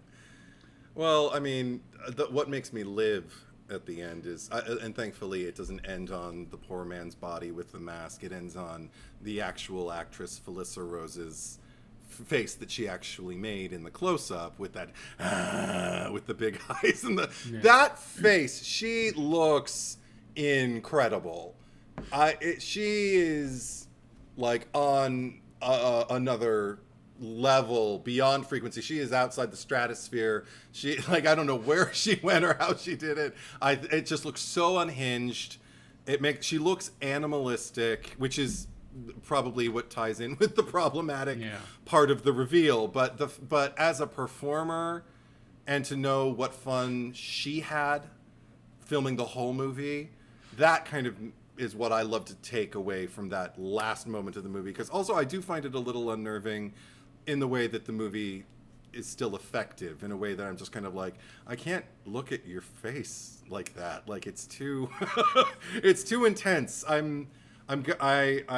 need to watch something else before I go to bed, because you're too good, Felissa Rose, at going wherever you needed to go at such a young age, for this movie to happen. And what I love is she is no stranger to the convention circuit.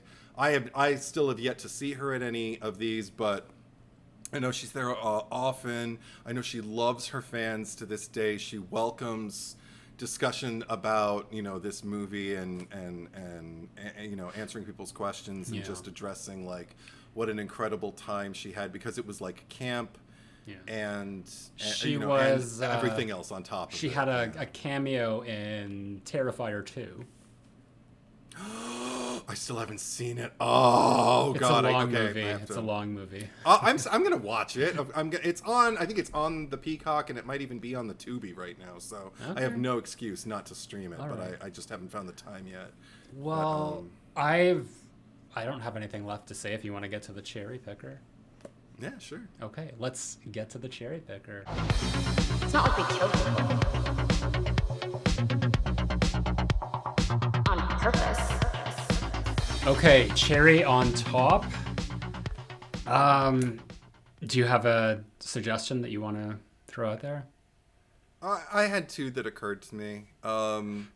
We haven't really talked about her a lot, but I feel like Judy definitely deserves mentioning, at least, because even though she is an oppressive force in this movie, God damn it, she's so much fun, and everything. Mm-hmm. It wouldn't be the same movie without her. Yeah. And I even just like her, hey, how come Angela gets to talk to the boys all day and we have to play volleyball? What's she? Special? Like, I mean, hey, Angela, how come you never shower with the other girls? Huh?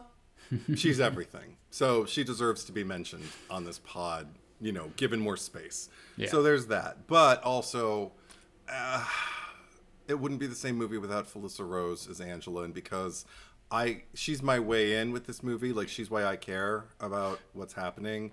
I am so genuinely with her every step of the way. So, I mean, I feel like can't really go to anybody else than her. I agree. I'm good with that. I would say that there's so many characters in this that could potentially get cherry on top, but Aunt Martha. I mean, I as much as I would love to, I just feel like she's not in the movie. Like, she's not enough of the movie to warrant it. But she definitely does deserve the accolades that she's gotten. I would even say like Ricky would be a good contender for that as well, because I mean, even though he plays a very specific role, he's still like very entertaining, and he has a lot of those zingy one-liners too. But yeah, I'm good with Angela. Angela. So now we get to talk about another great movie that we talked about last week with Jaws 2. So, do you even remember the names of the characters that we nominated? I remember I nominated Andy. Andy. Okay. Because you said it like Chucky. So yeah. Okay, there we go. And Yeah. I don't remember who you nominated. Yes, so who deserves to die the most in Jaws 2? I nominated Jackie. I don't even have their last names here, but actually I can get it real quick. I nominated Jackie. You nominated Andy. Okay, Jackie Peters and Andy Nicholas. Oh, I can sleep tonight. Thank you. And across Patreon, Instagram, and YouTube, the vote was 264 for Jackie versus 453 for Andy. Oh my God! It's been a minute since I won. Well, because we took a week off, so yeah, I guess so. No, but it's been a few weeks, hasn't it, since I won? I think you've been on a streak for a while. I know. I feel Am I like wrong? that's the only reason you won this time is because people wanted to dethrone me.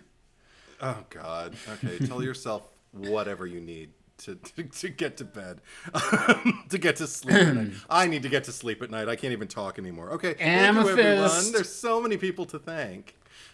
Okay, well, hold it for a second. Amethyst Frost says, I'm glad Yes. Zach's entire vibe during the episode was not being able to remember any of the characters or their names in this movie, as I concur that there were too many teens out on the boats and I couldn't tell them apart either. This is the first time there's been a cherry picker where neither the names nor the pictures of the characters jogged any memories for me. So I listened to the arguments presented, and I'll go with Eddie's choice for the vitriol over Andy hugging Mike Jr. too much. Mike Jr. Sean. I remember his name was Sean. Yeah, Puff Daddy. Which is the next commenter's name, Sean Princik. Gonna go with Jackie, because she was kind of annoying. Andy seemed like a pretty cool guy. Almost felt like more of a brother to Sean than Mike. Personally, I love all the kids and feel really devastated when one of them dies. R.I.P. Eddie. I think Ellen's sleazy boss, who gets Brody fired, is much more deserving. The animosity between him and Brody is more fleshed out in the deleted scenes. He makes the mayor in the first film almost likable. Almost.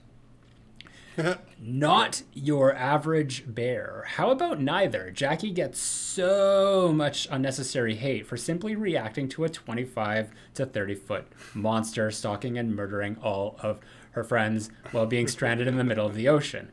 Her character stuck out for screaming and becoming more and more hysterical, and I actually enjoyed that. And I don't know why Andy is even listed. He literally took on the role of adopting Sean like he was his kid brother after Marge was swallowed whole and his best friend Mike was injured and taken ashore. If anyone needs to be up there, it's Larry's ass, or his dad, the mayor, or that dude that clearly tried to hit on Chief Brody's wife. I don't even remember. You're explaining all these characters, and I don't even know who they are. I remember the dude who hit on his wife, and I remember thinking they were setting it up for something, but it never paid off anywhere. Yeah. So I was just kind of like, oh, well, all right. We mentioned it on the pod, though. Probably, so, I don't, yeah. Go on. PJ Hunt. This is a toughie, as I love this film and both of these characters. Jackie did get justifiably hysterical, so I guess she will get picked. Wait, she got justifiably hysterical, Yeah. so she'll get picked? That's what they All said. right. That's what PJ said. Okay. Sure. PJ. Her hysteria was justified, so she must die. Yeah, I love that. That's what funny. PJ said. So we're going with it. Vixenella Pops, definitely Jackie. Her incessant screaming at the end drives me crazy. I would have thrown her ass overboard. Like, hello, noise attracts sharks. Chris Darkcolor, Andy. Always found it weird and off-putting the way he yelled at someone else's brother and seemed to take on an unearned leadership role. Tryhards can exist in any situation, it seems. Thank you. Delatch. That's a toughie. Does everyone know that Jackie is screaming her head off at the end of the movie because the shark had killed the character Bob as he was swimming towards the rocks, and his death was supposed to be very violent? Brody was supposed to pull him up onto his boat, and it was only his upper half. They cut his death because of the rating. There are production stills online. Did you know about this? No, and I gotta say, I don't think it matters what's deleted because it's not canon. It's like Poltergeist 3, how that one kid is like he disappears into the other side and is never, and then they had to reshoot everything because of the deaths and all that, and then Heather O'Rourke, and then he just wasn't brought back for it. So he saw it in the theater for the first time with everyone else, and he's just like, where am I? And they just forgot it. Yeah, they just didn't even acknowledge in the further? the in the upside down? Yeah. In the upside down? Yeah, but okay. Whatever. Yeah, you're right. Yeah, canon. It's like, because you could also say in Halloween 2, apparently that the reporter, the blonde one who was at the house, was just like, that told Dana Carvey, like, if you're going to talk to children, you have to get their parents' permission. If you can't get their parents' permission, talk to them anyway. And she apparently, I don't know if they filmed the scene, because they did film more scenes with like the news anchor coming to the hospital, but apparently like in the novelization, she was driving to the hospital and got like a flat tire and like pulled over to the side of the road, and Michael, like on his long trek to the hospital, killed her. But we never saw it, so it's not. That would have been great canon, to see, and it would have been great. Anyway, long story short, Bob. We missed out on it, but he's canonically still alive. Richard Roberts, DN. I just always called her Screaming Chick. I get that everyone processes fear differently, but Jesus Christ, all this girl does is scream, and it's probably because her screaming performance is far better than her acting. Never had an issue with the curly-headed dude, to be honest. The biggest sin the movie commits is some of the short shots. I swear, when Brody was in the Shark Tower, you could see his balls. You'll have to go back and watch that. I didn't have a problem with it. Silent Saturn. Jackie. No sympathy for the hysterical one. I don't know why these types of characters persist in the genre unless it's for the cathartic sensation to see them getting killed. They're just annoying. Andy somewhat redeemed himself when he saved Sean. It showed he has more on his mind than chasing girls. I didn't think it was weird when he kissed Sean on the cheek. He was just expressing relief that he was okay and seemed to genuinely care about him. Don't think anyone would bat an eyelash if it were a girl doing the same. Then again, I grew up in an Italian family. We kissed cheeks all the time. If it, again, in an Italian family, if he were family, I would never, but it wasn't laid out. Well, maybe the Brodies are Italian, you never know. No, well, maybe they are, but that's the thing. It wasn't laid out. It's not canon. And I don't know that this guy is like a second brother, so I just see him taking liberties with somebody else's brother, and I'm like, what is happening? I need context. All the points that people are arguing, I'm just kind of like, if that had been laid out, it'd be a different story. But I love that, like, I'm the difficult one if I lose, but you're like, I don't agree with that point because it wasn't laid out properly. No, but because usually there's a vocal minority, and in this case, it seems like there is, and I'm just kind of like, oh, God. Whatever, just take the win, All right. Fourth, Gonzales. Why is the mayor not an option? Why isn't he?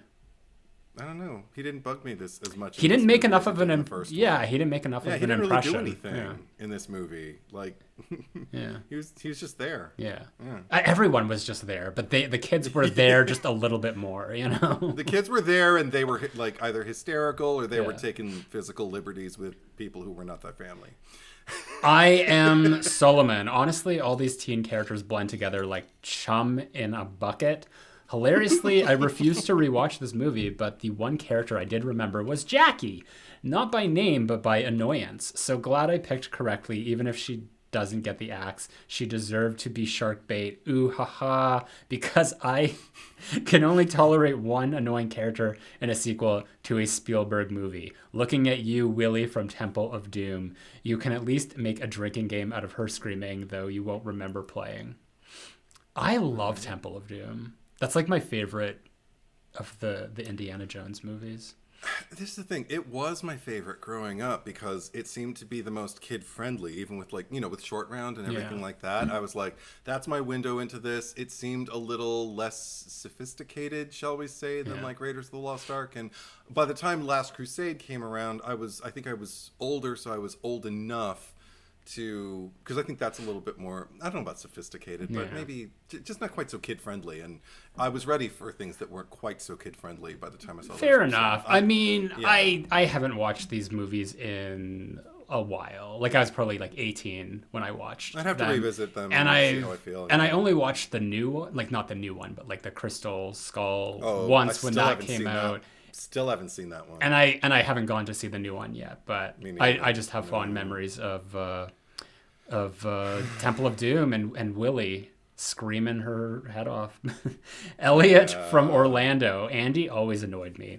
I guess Jackie was annoying too, but I honestly don't know how much better I'd be in that situation, so I can't hate on her. I like honesty. Grant Dempsey. Oh, so close. I was really hoping this one would be between Jackie and Brody. I just find Brody insufferable in this movie. Would have voted for him in his absence, though yeah, it's Jackie. Not for all the screaming, but for pressuring Mike into going sailing in the first place. Well, I never would have chosen Brody. That would have been your card to play. Brody and his balls hanging out from the watchtower, apparently, allegedly. Hey, Roy Scheider doesn't have a bad body, so go for it. Why not? He's tanned, he's sinewy. Why not? Blue Box 87. Jackie was annoying as hell, but at least I kind of remember her. The other 40-year-old looking dude, no idea. I pick Andy. I hope Zack said Andy like Chucky every time I mentioned him. Yay, wish granted. Andy. Fuck. When are we doing Child's Play 3? I don't know. Soon, yeah. Yeah, we'll do it. Bananas are good, says Jackie was so annoying. Wouldn't have minded if Bruce 2 had eaten her, lol. Or a.k.a. Bruce's mother. Or Bruce's, it was Bruce's mate, Brucette. Sure, whatever. Bruce's girlfriend. Bruce's. I can't do a Mickey. I can do a Chucky, but I can't. It's too late for me to be that loud. Yeah. It's like midnight here, so I will later. Which bitch, says Jackie was so goddamn annoying in that movie. This is awful, but I would have been fine if someone tossed her into the water. And wow.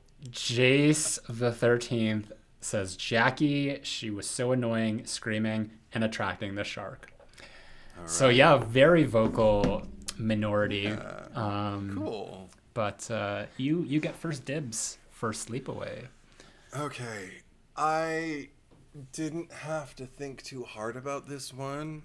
There are a lot of contenders we've already established who could easily be our choices, but the first one that came to my mind, I think, is the one that comes to most people's mind when they think of this movie, and I have to go with Artie the pedo.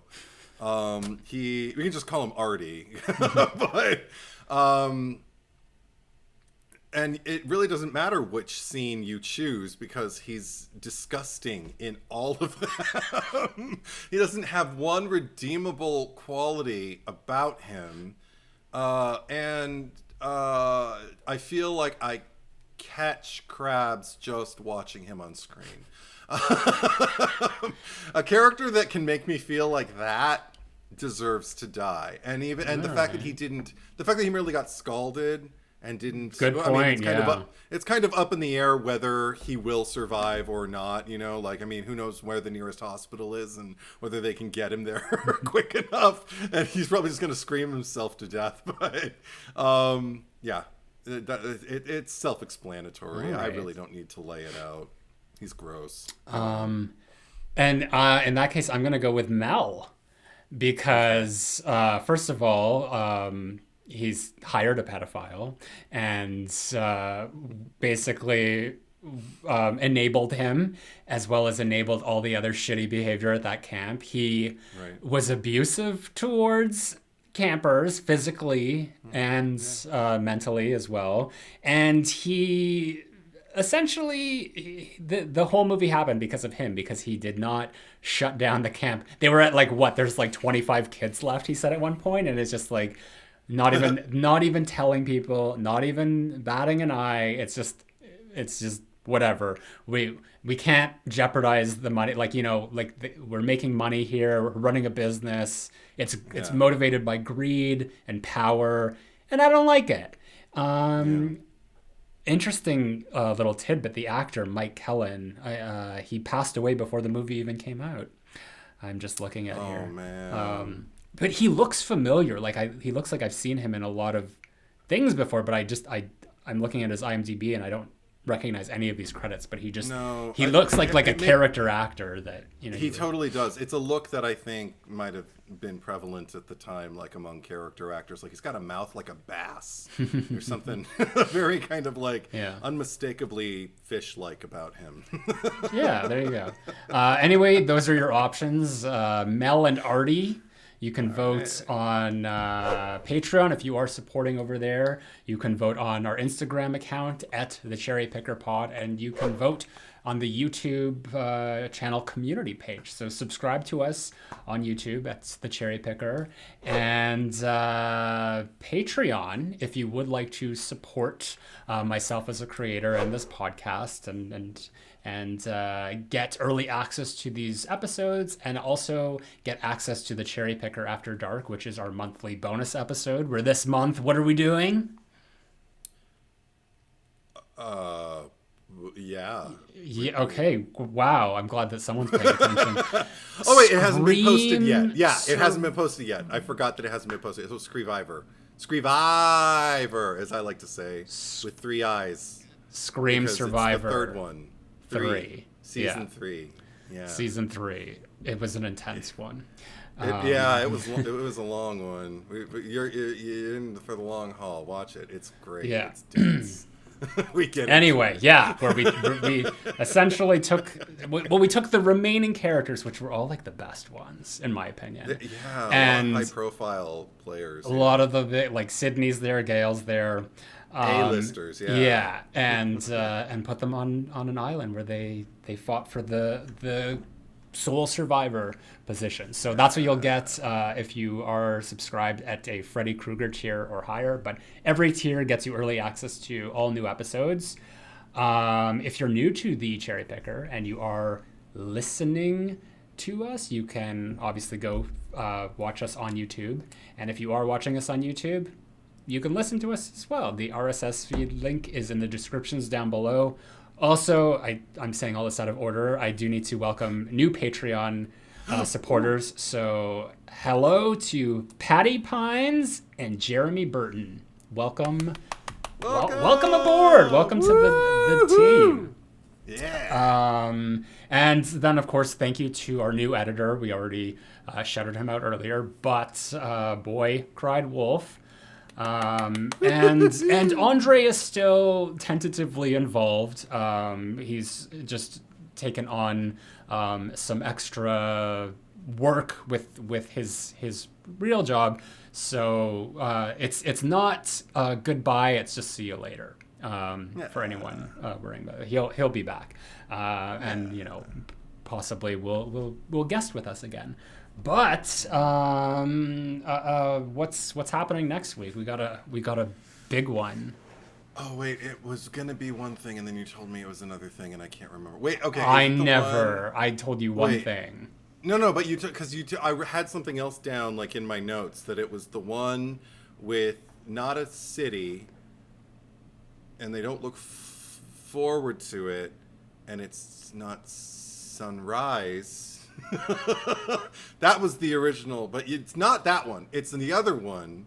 It's the other one where. Why are you fucking around? It's the one with the. It's okay. Is it the one with the the guy, and he comes back. It's the one, you could have just done this. You could have taken the tagline. That's what you should do. You should just say the tagline from the movie. What's the tagline? That blood is thicker than water.